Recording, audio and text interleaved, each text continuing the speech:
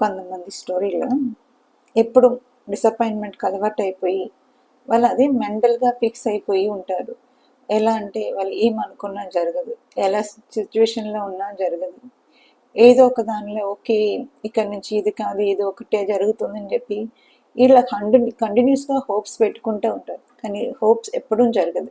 Maybe వాళ్ళ life hopeless ఉన్నది అక్కడనే తెలిసిపోతూ ఉంటుంది.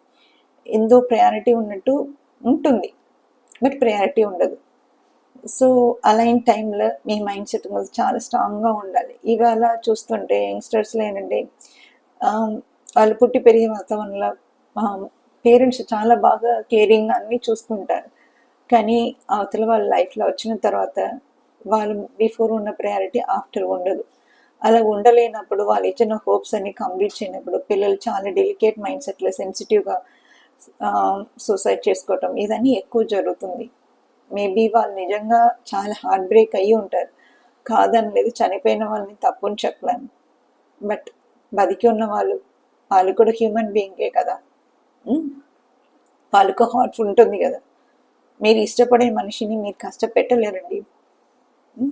కష్టపెట్టలేనప్పుడు వాళ్ళు లేకుండా ఎలా బతుకుతారు?